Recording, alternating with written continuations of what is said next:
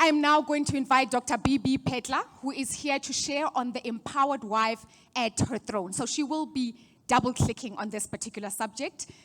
Just a synopsis on Dr. Boitumelo. She's a dedicated doctorpreneur, blending her expertise in medicine with business acumen, holding both a medical degree and an MBA. She continues practicing as a GP with a special interest in women's health and oxidative stress management, while pursuing an advanced master's in clinical neuropsychology, hypnosis, and emotional wellness. I know. Passionate about holistic well-being, she founded Dr. Boitumelo Wellness, which focuses on nutritional supplements and wellness education. Since 2023 to date, she has served as the resident relationship coach on YFM's Unlocked Chats. Additionally, she established the Dr. B.B. Phetla Foundation, which was set to empower students through education, offering support in wellness, tutoring, leadership, entrepreneurship, and of course, community service. A round of applause, please, for Dr. Boitumelo Phetla.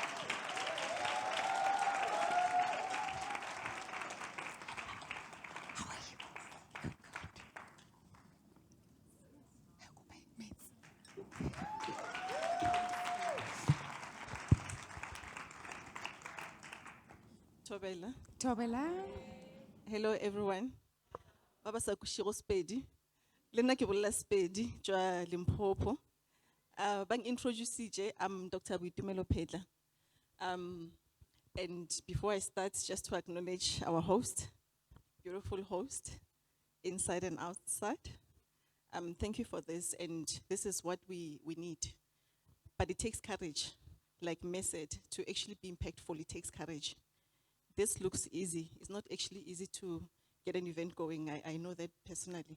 And just for you to have the courage that you're going to invest in women, which started from your patients, but the courage, when the calling came to you, you could have just backed down, continued with your croissants, and and your omelettes. Yeah, but so now to be of service, you have to lose a bit of yourself, because when you are glorifying yourself, and we miss this all the time, and we want to be in a place of being served. We want to be glorified. We want people to know what we have. We want people to know who we are. But the problem is we are sold an idea of selling who we are, and people are acknowledging us in the wrong places. Maybe not even wrong place, a place of non-priority.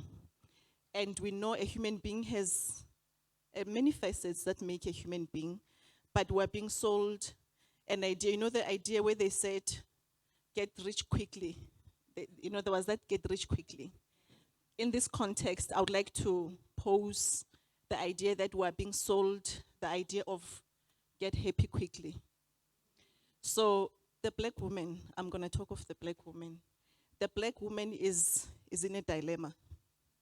Suddenly the black woman is allowed the opportunities and the platforms that were not available before. And now, we've got every reason to feel good, powerful, and to be known, and to be acknowledged. But where? Who is praising you? Who is acknowledging you? So now, with that context, is the idea of, I have a model that I need you to imagine. It's a pyramid with 3 levels. At the bottom, I have the rightful self-identity. Rightful being the keyword. Rightful self-identity. Just above that, there's purpose. Above purpose is passion. So the importance of the rightful self-identity being right at the bottom is because it's the fundamental, the foundational one that must be the biggest and the strongest. So now, if our identity, remember we have many identities, we can sit here and debate this said what, okay, we can go on and on about it. But we always miss the fact that we didn't create ourselves. There's a bigger power. I don't want to know what you have, who you are, who you know. You didn't create yourself. And you can't change the rules. So now, when you have the right perspective, it has to be according to the one who created you. And I like taking it to more of a functional approach. Because somebody can say, I'm not Christian, so I don't have to follow that. I'm not Christian. But whether you're Christian or any other belief, you didn't create yourself. Somebody brought you here and somebody's in charge of your life. You can have all the money, but when you're broken, when things are not going well, when you're in pain, you sit alone and you're calling someone, you're calling power, whatever that you want to call it. In that moment of brokenness and vulnerability, somebody must answer to you. And if it's not your mom, it's God, or both. The mother, because she's the one that brought you to earth, God made it in such a way that the mother carried the child. The mother is the one that will nurture the child. And now we're being told, no, man, you don't have to nurture the child. Things have changed.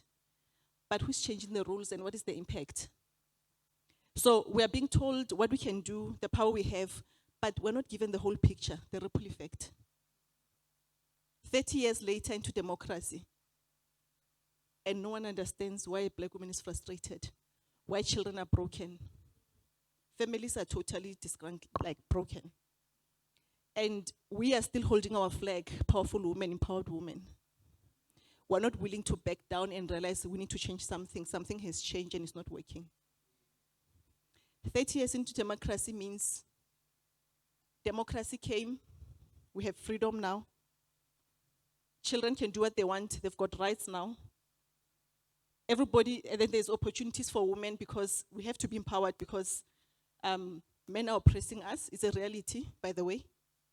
But we're only being made to focus on the extreme things, but never something in the middle that actually works. We just focus on the abusive men, so then they call it patriarchy. But there's nothing wrong with patriarchy from a functional perspective. There's something wrong with toxic patriarchy. So no one is making us look at the patriarchy, the fundamental functional one that keeps the order. And we're being told to look at what the man is doing to the woman. And it's even unfortunate now that the black woman herself is oppressing a black woman and a black man. So it's not really about the men then. So it's the space that we've been put in where we're being made to be so self-indulged. It's important that we feel good. We must be happy. Don't live for anyone. Do you, boo. And the worst thing about do you, boo, is the consequences of do you, boo, when you're alone with your doctor, when you're alone at the home, and you know what is going wrong. You know you're not okay. You know things are not okay. But we still continue to hold on to that thing that I'm not going to compromise this for anyone. This is my life. Guess what? It's not going to work. Human beings were not created to be independent. You're only independent as you are born because somebody must nurture you. The highest level of living is interdependency. That is the highest level of living. The idea of an independent woman, has been such a, what do you call it? Because download. I would say such a mission, maybe a mission is close to what I want to say. So what is happening now is not by chance that the woman is put at the center in the workplace and removed from the home. And we are made to feel so bad when you think of children, husband. It's like, no, don't allow him to control you. Don't allow those kids to rule your life. You have to live your life. But then you forget what is coming next. So, purpose. So I define purpose slightly different to how most people define purpose. So I directly compare purpose and passion. The reason I compare them is because then it makes it easier to make decisions, to prioritize what we need to do and what we don't want to do and when and how and all of that. So in my own definition, I define purpose in this pyramid of mine as purpose is what the creator or the originator created something for. So now you don't define your purpose, but you can discover your passion because that's where the skills and the talents and the gift are. So now we are so stuck in living our purpose. And because of the terminology and the burden that it has, and keep in mind that Swa is not our mother tongue again. So but no purpose. But in actual fact, the Creator made it in such a way that functionally we are so interdependent, mother to child, child to, you cannot live by yourself. You cannot self-sustain, no matter how powerful you are. So purpose, I define it as a purpose for a man and woman. I don't have a lot of definitions according to what I understand from a medical perspective and from what God says. Because even science is bowing down to what God said already. Science is bowing down to God. God already made the rules. Whether you want to call him God, you want to call him whatever, but there's something about the structure of the man and the woman coming together. The man came, the woman is the assistant, then the children came. And women hate that discussion that a woman is a helper. We hate it because it means you're not self-sufficient. You're not powerful enough. Why would you be a helper? You're too powerful for this. But then do we discuss the impact of being alone? Are we discussing the impact of having men that are not emotionally and supportive, they're not financially supportive, they're not psychologically supportive, and some are even extremely abusive? Who's created those men? That man was somebody's child. There's a woman who gave birth to this man. Where's the mother? And as women, we're just always defensive about how powerful we are and how much we must stamp our feet on the ground. But no one is making women account. Women are not accounting. Who raised that child? And my argument is, thank you. My argument is, I wrote, there's a book that is there. There are two books there. One of the real life and business minds, she's holding it, my mentee is holding it there. And the second one, while she's there, because she's looking too pretty and she's showing it to me. The second book she's holding, she's one of my mentees. I have about 20 mentees that I'm directly mentoring. So now they contributed to that book that they wrote together. They're selling the book, they're learning how to negotiate, network, they're learning to communicate, they're leading, they're influencing their peers through that book, right? So in the real life and business mind, my argument there is we cannot continue excusing ourselves for producing kids that are not emotional resilient, that are abusive, whether male or female. The level of mental health is off the charts. I mean, most of our work in health now is mind-blowing. But where does this come from? And no one understands it, and no one can pin it to something. It's almost like it's a new thing, it's a sudden thing. But everything is still directly linked to the evolution of democracy. I'll bring it back to democracy here. So now, my argument is that even if you're a single mother, but a conscious, intentional single mother, you'll produce a functional child, a functional man or woman in the future. And it's not to discredit men, but we have to keep in cognizance, because with the dynamics that we have, many women are single. Because we're just too tough now. We can't get that balance going. Because when you get there, you still want your respect and you demand. And remember, the media is working hard. The media is working very hard to show a black woman a certain image in her mind.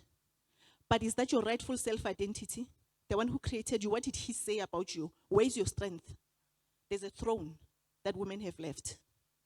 And when women leave the throne, everything falls apart. Everything. When women leave their throne. Men can be responsible, but when women become irresponsible, everything falls apart. Am I saying everything lies on the woman? Yes, that's what I'm saying. Women decide how the men turn out, how the women turn out. How we present ourselves sets the tone of how men will behave. It's on the woman. And women must start accounting. A man by design, functionally, is rigid, high testosterone, no emotional linkage. So now you can't suddenly create men just because things have changed. You're going to give men boobs and make them do stuff. It's not going to work. People are trying it. It's not working. Ask anyone, it's not working. A woman is made soft and gentle. And a woman has an instinct that only a woman has. So now when women leave their role, what are we producing? We are the producers. Somebody mentioned, actually, ke program director, or we multiply. That is the nature of God for a woman. That is the purpose of God for a woman. The power that we hold is not a question of is a woman powerful or not. We are powerful beyond measure. We are the greatest strategists. We multiply things. As we are looking at you, we're thinking deep. We're already into a few years into the future. That Proverbs said one woman. Women are the biggest strategists. We can smile when we are not smiling internally, doing our calculations. We are beyond measure, and we are the ones that give the hint to say something is not right here. Because God has given that instinct to a woman to assist her partner. Don't feel bad for wanting to be in a relationship, and a healthy relationship. The desire is to be in a healthy relationship. So just because we have a lot of dysfunctional relationships doesn't mean relationships are bad. And it doesn't mean we must change the structure. Even if you change it, people are trying it all the time. It's not working. Let me tell you. What people are posting is not real. It's not what is actually happening in their lives. So somebody can post that this dysfunctional situation is working. I don't care about this. I don't care about that. But when you go to your doctor or to your pastor, you put everything aside and tell the truth. Everything is falling apart. But you post a different thing because you cannot go against nature. And nature is perfect. There's nothing wrong with nature.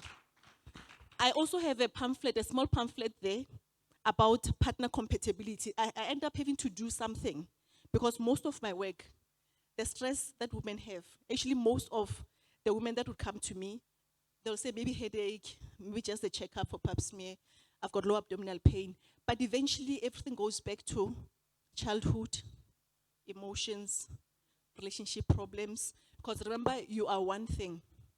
Body, mind, and soul, you are connected. What happens in the body will affect the soul. What happens in the soul affects the spirit. You are not three different parts. You are one thing. All of them working together, hopefully for good. And God has a recipe for this, but because we are so bombarded with the idea of we can change these things now, things have changed. And it's tempting.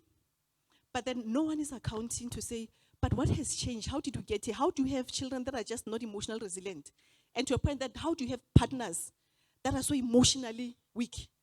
How do you have men that do not feel proud to take care of women and respect women and be there for women? How did we get here? How do you have kids that are so spoiled that now kids are parenting their parents? Because women now are in a place, especially if you are doing well, because if you are poor, you don't have time to entertain that. You'll hit that child, you throw them out of the window. Because you are dealing with primary issues. Survival doesn't have time to negotiate. You just send them with a big clap, they'll find themselves there. Mara, once you have budgeting and extra and you are doing to savings investments, you ask the child, are you going to eat this today? Do you want this one? And the child's like, nah. What is going on? And for us, we think it's a sign of success because you are giving your child options. Guess what? It's totally against nature. It's totally against nature. God says, teach a child in not our ways. Teach the child in my way, so that even when they will not. So don't make it about you. You are not God. There's somebody who created you. But fortunately, because God is good, He puts all of Himself in you. And He gives us will. That is the only thing that makes us unique. We have a will. But the will comes with a lot of responsibility. So He will not force anything onto you. You have to choose. You have to choose. That's the responsibility of a will. So now, if we move from the idea of raising this child in God's ways, and now suddenly the kids are telling us what they want, how they want it, when they want it. And then you're losing your mind.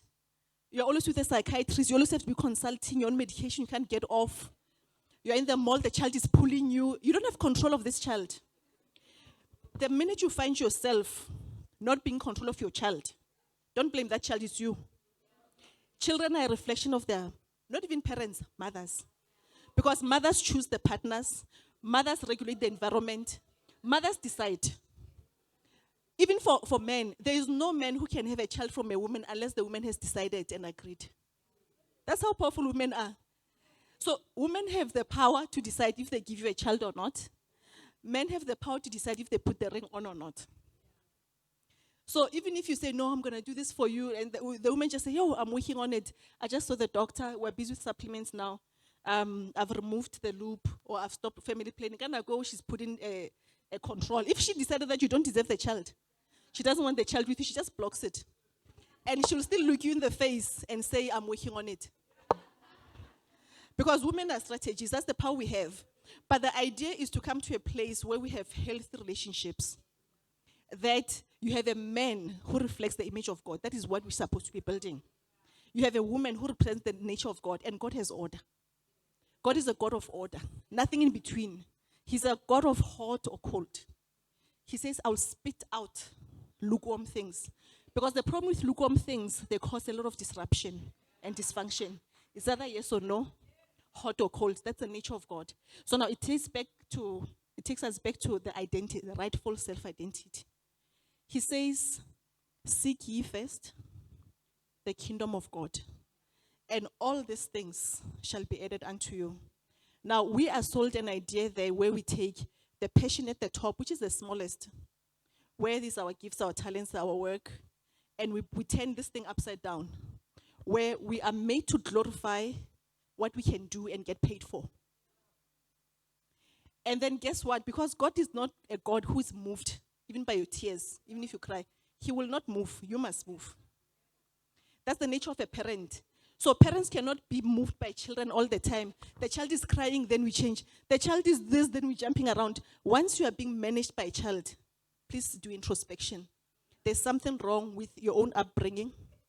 Your self-belief is abnormal, but it comes from somewhere. Keep in mind. I will explain now where it comes from. But it's totally abnormal. There's no parent who should be given rules by a child. When you tell your child no, it must be a no. And when you say you'll follow up on a consequence, make sure you follow up. Because there's no child who's going to be resilient if you didn't develop them as such. Then we have a lot of children that are so spoiled, they're entitled, they irritate everyone wherever they go. An unruly child, no one likes an unruly child. Have you seen an unruly child? Whether you know them or you don't know them, they just irritate something because it's against the nature of God, and we are of the nature of God. There's a certain way that a child is supposed to behave. But now once the child moves out of the way, there's discomfort. The same way as there's a certain way a woman is supposed to respond. There's a certain way that a man is supposed to. Either one who moves out of that nature, there's something that just causes dissonance. It just feels uncomfortable. It's just awkward. And we can justify and say, no, we have to be open-minded. Because remember, there's a difference between justice and the law. The law has put in place that, yes, women can do this, 5 minutes. Women can do this, men can do this, children can do this. But the law is man-made. Justice is from God. So we are confusing the law with the justice of God. And we are riding on and remember, the law is made by people, executed by people. And it's the one that is in charge. But it's about time we start rising now. Because things have fallen apart. Not about you, things have fallen apart. And they're not getting any better until men and women start saying, that's it.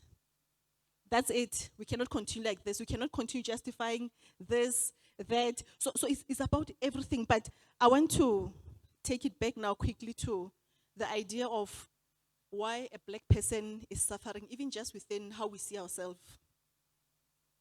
And why black people are so sick today compared to 30 years before. Black people are sick at a very high rate. And it's amazing that the executives, and those executives and middle managers and all, you have all the money, you've got the titles, you've got the connections. But around the age of 40, 50, cancer is the most common one. Cancer is the most common one, whatever type of cancer. We've got high blood pressure, we've got the cholesterol, we've got sexual dysfunction, low libidos, women are starting to fall pregnant. All those things is a lot of symptoms and a lot of diseases, but there's one answer to that. There sound many because it depends what it is for you. But there's a central point that creates all of disease. God didn't create us to be sick. Disease comes from somewhere.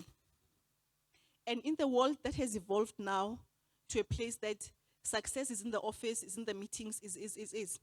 And now we hardly get to do the basic things like we used to before. Our diet is different. we are smoking, we are drinking, because remember you can do it.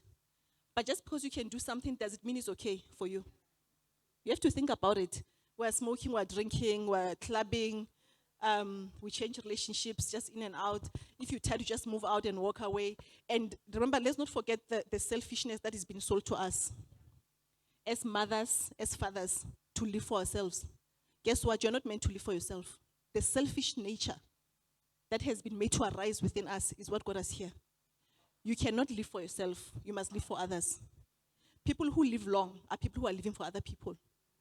The selfishness, the level of selfishness and the insecurity that is so entrenched in black people, yes, it was systematically engineered, socially systematically engineered. It's not by chance that we behave like this, that we do not support each other, that we do not uphold each other. We are made to fight against each other, undermine each other at any given point. It's systematic. And those who understood it understood the secret of the early childhood, from before pregnancy all the way up to 7 years. And of course, the question of leadership, which was asked about work-life balance as an executive. When is the right time to be a leader? That's my argument.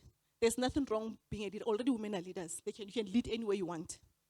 But the secret of those who even engineered the system understood the power of neurodevelopment in a child. The tone that is set until the child is 7 years. Whatever that is stored in that child's brain, you cannot change. So what you see in a child from the years of 12 is not a new thing, because you start noticing children who are not okay behaviorally from 12, 13 years. And you think, what's wrong with this child? These days, this child is like this. It's not these days.